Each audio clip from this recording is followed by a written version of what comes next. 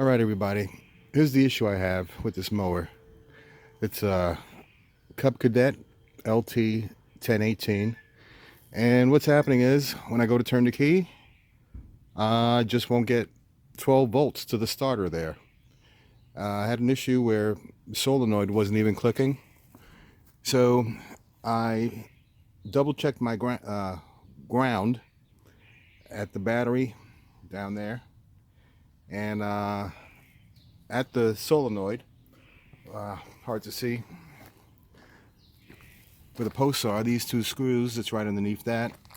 I ground everything down to metal with this Dremel, a battery operated Dremel with a nice little grinding tool on there.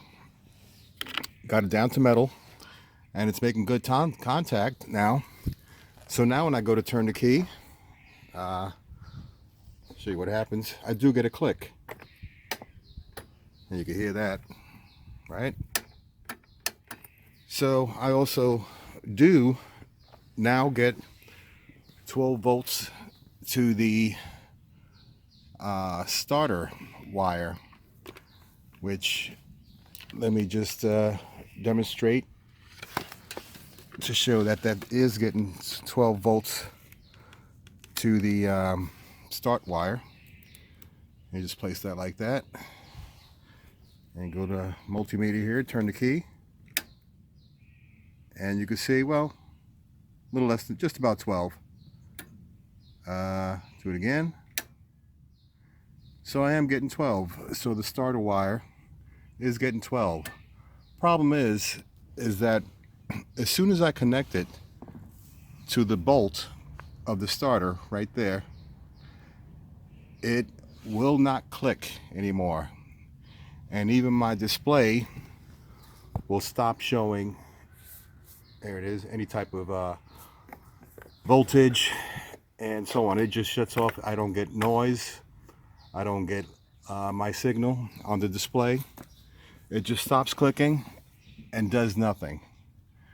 So what I'm thinking it might be is still maybe a ground issue. Some help from a lawn forum, a guy in Denver in particular, is to continue trying to clean ground. I'm going to clean the ground, the metal behind the starting posts here, and see if that does anything, because I can't figure it out otherwise.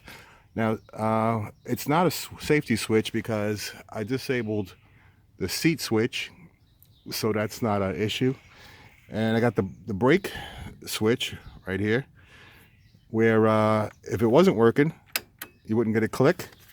And just to prove that, if I undo the brake and turn the key, I get nothing. Put the brake back on, and I'm back to getting a click. So it's not that safety switch. Matter of fact, I haven't tried the PTO. Okay, if you heard that, PTO is working. It's a brand new rectifier from last year. So again, when I connect to the starter, everything just dies, and it won't turn. So I'm going to clean those posts and see if that does anything. If it doesn't work, if you have any suggestions, I'd appreciate it. That's why I made this video. And let me put it on pause, clean the posts, and come right back. Okay, everybody, the moment of truth. I'm back where I cleaned the contacts behind the starter to try to make better ground. There is continuity between the frame and the posts. So I tightened it back up, the cable, and I'm going to give it a turn, see what we get. All right, here we go. And I get one click, and that's it. So I'm back to square one, where it just dies again. And so does my signal or display to the display thingy, and it shows nothing.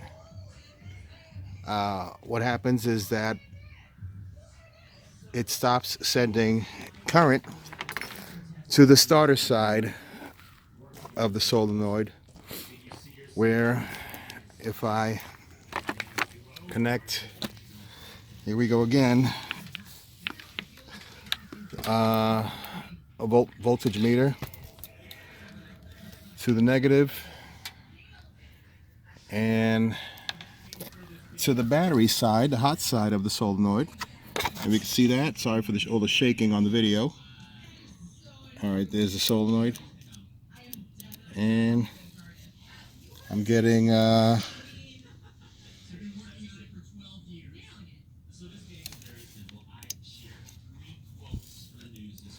I'm not even getting 12 volts.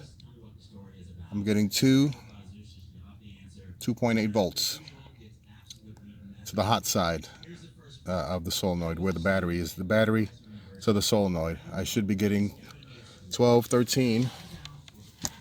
And if I go to the battery, connect to the battery with the multimeter, I'm getting the battery reading of 12.8. And again, to the hot side,